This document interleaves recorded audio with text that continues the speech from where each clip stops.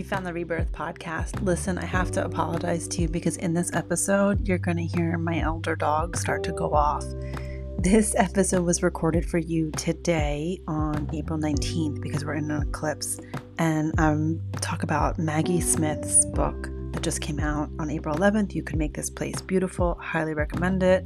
I also talk a little bit about Annie Harnett, and I talk about how I get serendipitous messages through the library system, and how I tell you a story about this time that a car stopped and I protected myself with a rock, and how I correlate that to this amazing quote that I promise you you're going to hear someplace else. This quote that's going around about I'm out with lanterns looking for myself. It's by Emily Dickinson, but I think it's really the phase and phrase of where we are as a collective right now. So I really couldn't cut out the dog, and you might hear a noise, and it's her pushing the door with her nose.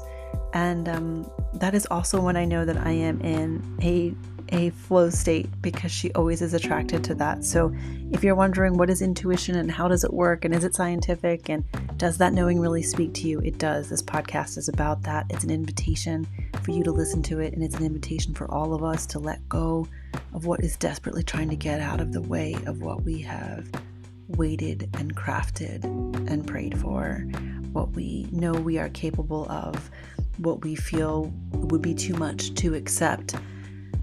I am sending this podcast out specifically to you tonight so that it reaches you in the correct moment for you to hear that knocking at the door, that you are exactly where you need to be and goodness is coming and finding you.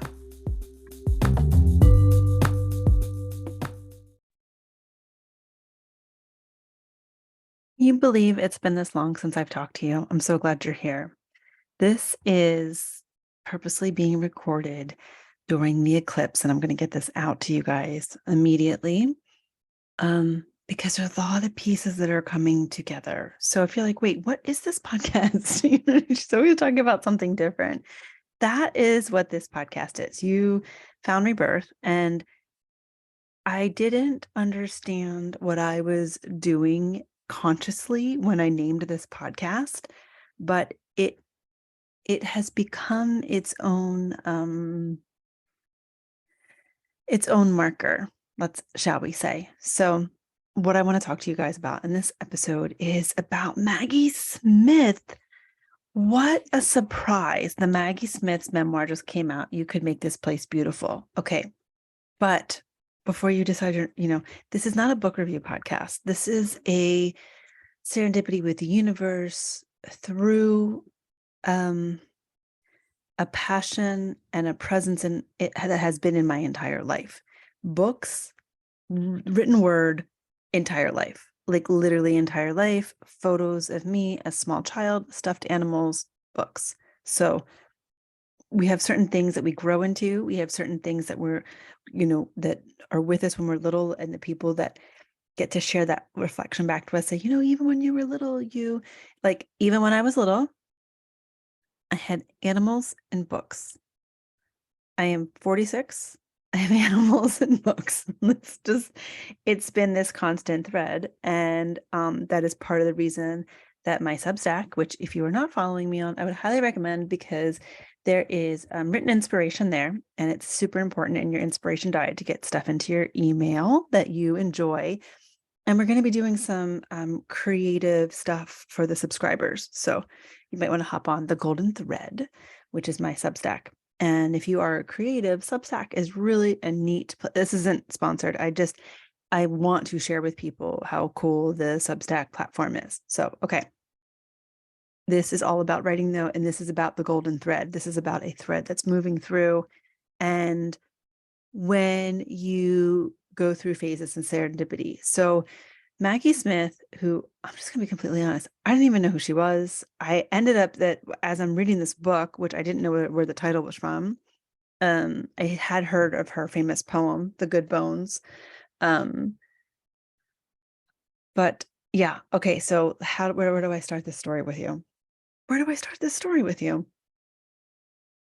I start with one more plug about her book that just came out on Tuesday. Okay. Today is Wednesday. The book, no, I'm so sorry. It didn't kind of just come out Tuesday. It came out like a week ago, Tuesday or something, like ridiculously early. I might be off by a couple weeks, but it just came out. Okay. Grounding, Kate. Why, why I'm excited? Because I really like being in connection to grander meaning. And I love that when I am in that alignment, there is a serendipity that comes afoot. And I want more of that for all of us. So Maggie Smith, one of the things she does in this book, structurally, she actually plays with structure. So many people don't know how to play with structure or don't pay attention to it. They just dump stories on us. And Maggie is playing with structure as she's writing the book. And I've always been someone that has been fascinated with the contortions of structure in writing books. So that's my side note. But if you read the book or buy the book, you get this added benefit of these phenomenal compilations of quotes that are in here as they play in a part of the structure of the book. And one of the quotes I want to reference, but I'm not going to read actually. So if I get a word wrong, give me some grace, is a quote by Zora Neale Hurston, and it is, "Some years question and some years answer." I am definitely coming out of questions and into answers, and I can tell it by the fabric around me, and I'm really excited. I have been in years of questions before. I have been in years where I don't even know the questions. I have generally thought life was beneficial and beautiful, and I strive to live in that and get frustrated when I'm unable to pull myself out of that to the capacity that I know I am capable of. So I'm now learning in the development of my being the gift of the years of not knowing, because that means that as uncomfortable as it is, there was enough fortitude to excavate places I did not know existed inside of me. And I just think that's the good stuff of living, because on the other side of the excavation is the magic. Okay. So let me tell you, I could really just stop the podcast there, but so I might have told you guys this before with unlikely animals. So there's a really great book called Rabbit Cake. It's very funny. I read it years ago. I didn't think much about it. And I recommend it to you. Okay, that's all I had to say about that. The way Annie Harnett writes is very distinct in her quips and her sentence structure, again with structure, that I really enjoyed it. Okay, that was years ago that I read that book. Okay. I am a probably too pressured mother of a small person. I don't think it has to be that hard. I think I value things and I make them too difficult. That is what I'm kind of about now, is making things as easy as they can be, because that there's beauty in that. So I have to I can release that difficulty is equivalent to value. But a library is a big part of our life. And I used to get frustrated that I didn't have enough time to like really find a book for myself. And I'm like, this is ridiculous. So I would either go in with a list, or I do this thing where I would just grab a couple books, like 2 or 3 books, and I would read one of them. And if I didn't like any of them, I would just drop them back off at the library. And that's not revolutionary for most people, but it was for me, because I'm like start a book, finish a book, complete the process kind of person. And so that was kind of a great pattern breaker for me. Anyway, I grabbed a book. It was Annie Harnett's Unlikely Animals. I liked Rabbit Cake better, to be honest, but I loved Unlikely Animals. It was really delightful. It was fun. And then this thing happened at the end of the book. And she writes this whole thing about the serendipity about how her book comes to be.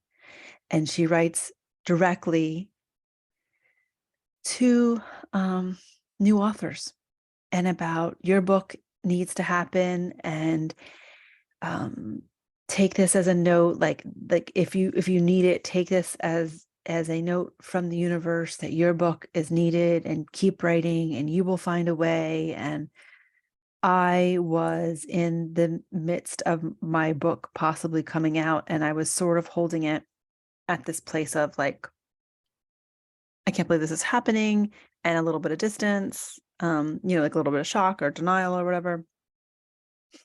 And I read her note to the authors, and I was like, I didn't even go looking for this book. I just literally pulled it off the shelf because I had foxes on it. I threw it, I read it, and then I get moved to tears because I feel like there's this serendipitous moment, and I end up Instagramming Annie Harnett, and this very emotional like thing, and she responds.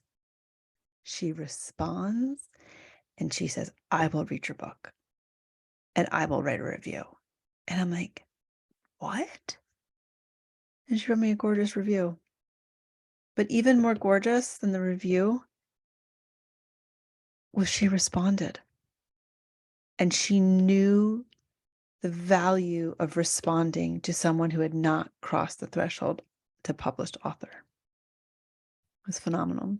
So there was like this great moment, like Rebirth, the book came out, Rebirth from the podcast. Rebirth was supposed to be, about, it started as women saving lives by living their own. And it was this idea that I was coming to terms with feminine power and knowing as a new mother. Now, this does not have to come to you as a mother, but it does have to come to you as a woman. It can't really come the same way. It has to come to you in this realization that you are wired with a subtle, powerful force of magnetism that you aren't taught about, that culturally you're steered away from, but can do amazing things if you allow it. And then it turns out that most women don't know how to allow it, don't know how it exists, don't know how to access it, and all these other things. Okay, so here I was, somebody that taught women how to access that, and I was doing a good job to the best of my ability. And life was like, you are doing a good job. And guess what? There's this like whole other side to you that you haven't accessed yet. And by the way, you actually tried to avoid. And that's why you're doing it now. That's why we're going to give you the benefit of the doubt that you didn't want to understand this about yourself. You didn't think you were capable of mothering. If I was completely honest, I was like, I don't know, kid, I don't know how to do that. So it wasn't that it has to come through kids, but it is about the feminine aperture of magnetism, receptivity, and creation. And it is about the natural evolution of learning about yourself in unsuspecting ways. That was how this podcast was born. And what I did was I reached out to everyone that I knew that was a woman that was powerful, and whatever that meant. It wasn't all mothers, because that wasn't what this is about, but it was about women and them listening to their intuition, because that's the secret sauce, right? It's the embodied intuition of the female. So, okay, so that happens. Then the book comes out. Okay, that's a big deal. But it's also like not exactly how I thought it was going to go. And that's a story maybe for another time. But this year, the book is not a year old yet. The book is doing well. The book is not a year old yet. But there were some things, when you deal with the real world, and I was getting a little frustrated, and I thought, I don't want to put the frustration on the book. Like, there are real world things that are happening in the book world. But I don't want to put that on the book. And so I'm like, I'm just going to take a pause. And then all of a sudden, like this tapping on my shoulder of writing and the book, and me realizing, this is like one of those almost butterfly moments. Like, the book is called Rebirth. And when it came out, I was more in like the caterpillar emulsification phase of being liquid. It wasn't a butterfly, because I was still transitioning from someone who had never published to someone who published. But really what was happening is I was coming out of the years of questions. And so I didn't have answers. But here's the funny thing. When I wrote, I had a lot of answers.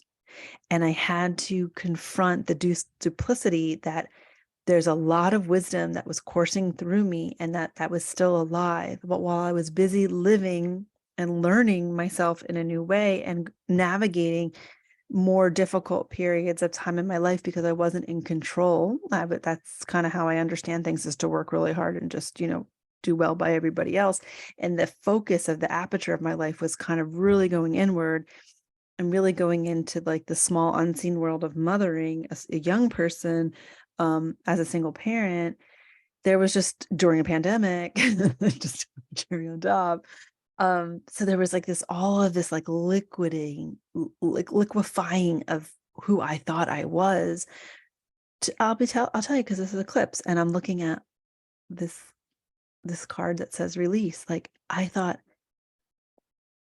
either who I was a lie or who I am now is a lie, but these two people cannot both be the same person. Guess what? It's the same person. Because for every peak, there was a reciprocal valley, but I was moving so fast and I was so externally focused on serving others that I just kept giving, and it's not so much about giving. It's about, I don't want this to be, here's what I don't want to do right now. It's not even that any of it was a negative. So that's what the Maggie Smith book, this is where the Maggie Smith book comes on. None of this is negative. It's just what happens when you get to live long enough to grow yourself and to choose to grow yourself, choose to grow when life is growing you, when you don't get to pick and choose consciously, but you've had this realm of subconscious. Maybe this is midlife crisis. I don't know, but I don't feel crisis anymore. So I am the book. Okay, this Maggie Smith book comes out April 11th. It came out April 11th. Okay, so I am at the library last Saturday, which is the week the book comes out. I don't know who Maggie Smith is. I don't know if she has the book out. I do know I have to go get gas. I have to go get gas. And I have a short window to get gas because I'll be driving somebody to the airport. This is Friday. Actually, it was Friday I did this. No, Saturday. Okay, Saturday. So I just know I needed to go get gas. And I was like, I really need a book. I just really need a book. I had a couple books on hold. I do that too. If you're somebody who doesn't have time library, it's actually really great to just put the books on hold. Then they email you, then you run, you pick up the book and you leave, whatever. Like, I really need a book. So I go into the library to grab a book. I'm not even thinking. And I walk past this end cap that's like, be the first to check this book out. And I guess the end cap was all new books. And this book is not even correctly on the shelf. It is positioned so it is catty corner staring at me. You could make this place beautiful. Maggie Smith. Have no idea what it is. Says memoir. Flip to the back. Says she's a poet. Great. Says it's, ugly cried, so good. It's about moving through divorce, something. I'll try it. I'm really going to recommend you read this book. If you enjoy the art of books. I open it up. I am going to read this to you. And this is the quote that starts the book. I am out with lanterns looking for myself. Emily Dickinson.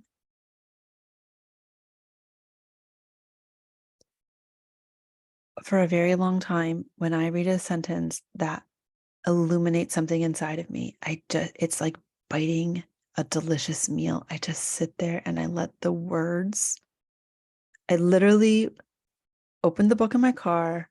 I read that line and I let those words permeate my being. And I was like, that is what I'm doing. That is what I'm doing. I am out here with lanterns looking for myself.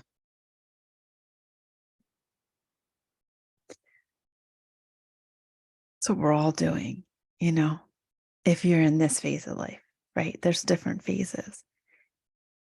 So I start reading this book And, about quarter way through it, I'm like, am I gonna really enjoy this, or is this gonna, and I'm glad I kept going. And part of the reason that I'm glad I kept going. One, she's incisive with some of her language. It's just so clean. But I also really like how she played with structure, and I like how the structure is part of the evolution of the plot. So I'm reading this book and I'm like, yeah, this is it.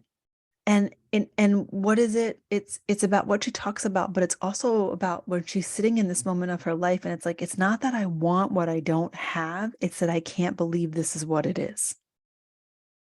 And she talks about metabolizing disappointment. And I realized that I had very well navigated away from disappointment in my life. And one of the things I used to say was like, I had no regrets. And I would say, actually, I had one regret, and so I should have stayed in Northern Ireland longer. But I was like, I can go on my deathbed on that. But I have accrued regrets in the past few years that I never thought I would make myself susceptible to. And I am having to digest them and metabolize them. And there are years that have questions, and there are years that have answers. And the reason I'm talking about this on this eclipse is I think that collectively we are moving through these things that we need to metabolize, and that we perhaps have numbed or outwitted, and this is for you, if you're listening to this podcast, you were just doing the best you could in a world that deeply didn't want to celebrate people showing up for the right reasons, and tries to lure us away from that which develops our soul and our spirit. And so those that are doubling down on soul and spirit just go, well, at least I'm living in alignment. And if it doesn't all, blah, blah, blah, at least I'm da, da, da, da, da. And now I'm like, I'm not going to curse, but no more at least. No more at least. We get to do the whole thing. We could make this place beautiful. We could make this place beautiful. And I'm reading this book and I'm like, this book literally plopped in my lap. And now I'm like reading all of her stuff, and I'm thinking about how there's people I know that should read this book, and it's galvanizing this moment. And then my friend, I am on a Zoom call with a phenomenal woman who I barely know, but deeply enjoy, and hope to have her on the podcast to share her with you. And we're talking about this. Well, we're talking about a retreat that is coming into birth for fall of this year. And we're talking about her place, which is in North Carolina, and we're talking about this and that. And we're just, we've moved past like the 101 stage, and we're enjoying each other's conversation. Then she very politely says, I know time is of the essence, but I just have to read this quote to you. I read this quote and I thought of you, and I just had to read this quote to you. Do you know what the quote is that she read to me? Do you know what she pulled up on her phone? I'm out with lanterns looking for myself.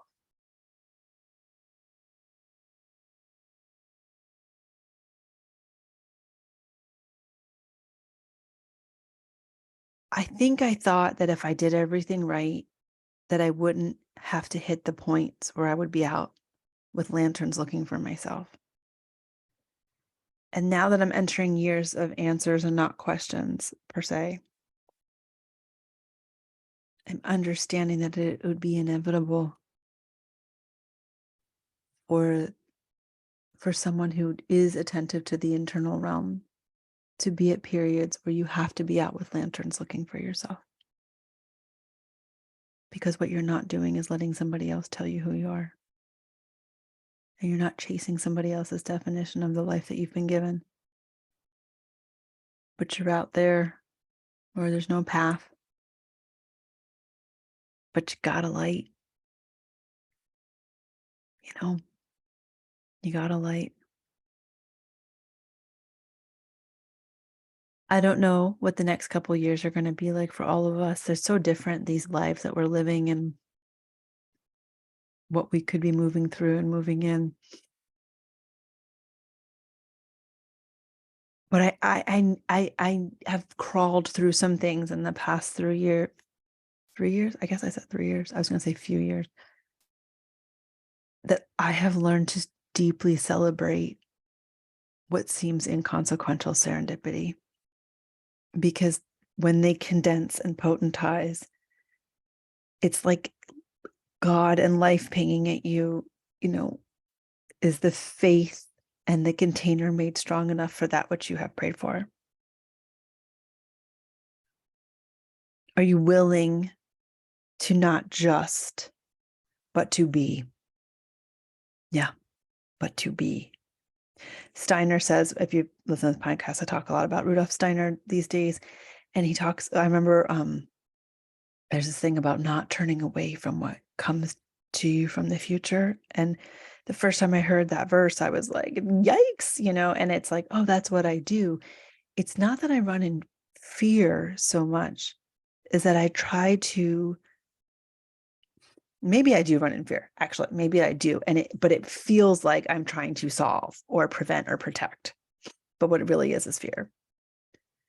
And, those things that are coming, how do we actually dissolve them is not turning. It's in the not turning away. It is standing with shoulders. I remember this moment. This is like actually amazing that this was my true life. I remember this moment when I was younger and I was in the bar scene situation, and I had left. I was young and I decided to walk home by myself. And not a good idea. It was not a good idea. I walked home by myself, and as I was walking, I saw that there were several guys in the car, and the car pulled over, and someone tried, they came out, and it was dark, and I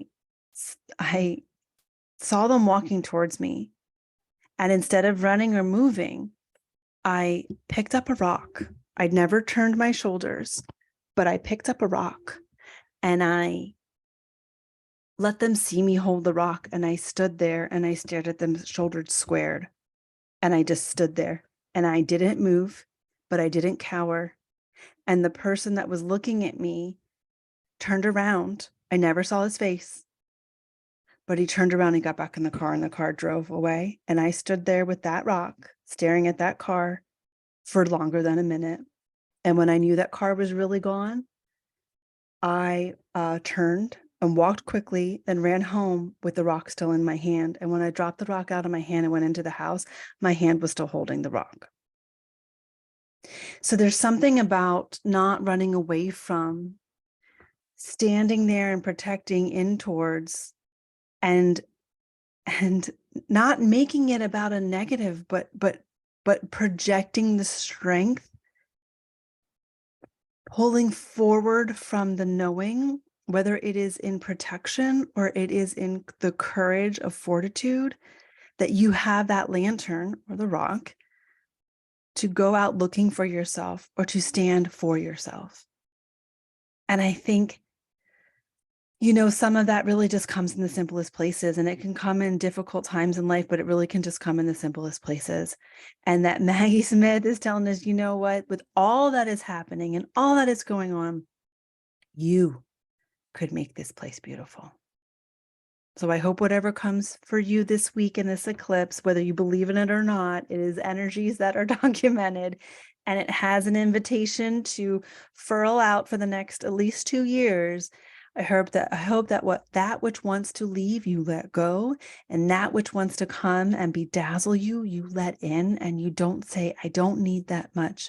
I invite you to expand, to be, because you deserve it, because you're here. Let the serendipity find you. May this podcast, in some small way, may it serve it. May it make your ears open or your eyes see. May you stop and pick up the book or call the friend or take the job or leave the marriage or whatever it is. May you do it, and may you do it unapologetically. Thanks for listening.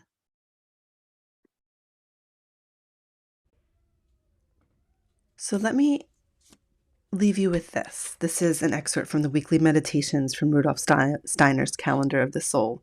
And as we think about looking for those serendipities and moving out into the world and doing it unapologetically, but doing it because we realize we're a part of a bigger whole, and that true essence is reaching us through any mechanism, that we are leaving the door open, a boundaried door, a select door, but nonetheless a door. Again and again in each of our lives, in each seasonal resurrection, the time comes when we release all concerns about our everyday self and turn instead toward our higher self. We move away from ego concerns and recognize that there is within us not only a me, but also an I am. That is our truest essence. Our task on earth is to express this greatest essence that has lived from our beginning in and as our soul, giving us our existence as an individualized part of the whole. Giving us our existence as an individualized part of the whole.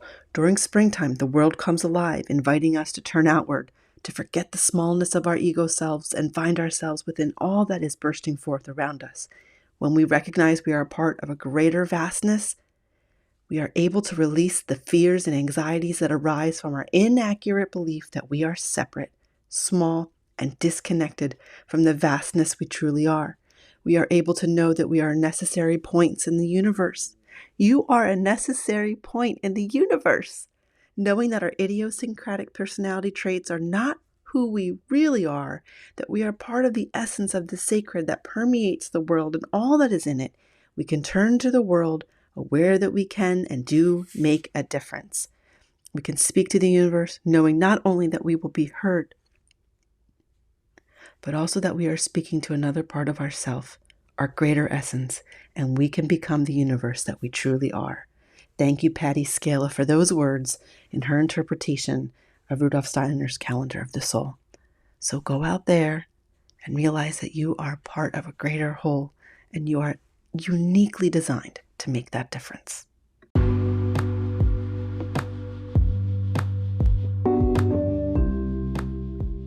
Thank you so much for tuning into the Rebirth Podcast. You know, if we want to see more of what we love, we need to create an action. So if you can subscribe, or share this podcast wherever you like listening to the Rebirth Podcast, I'd appreciate it. And let's magnetize what we want more of in the world. If you are also playing with the idea of letting your wisdom catalyze into words, there's going to be summer sessions for writers with me. Send me a DM at kate@katebretton.com. We can set up a free connection call and see if there's some alchemy between you and me to get your wisdom out into the world.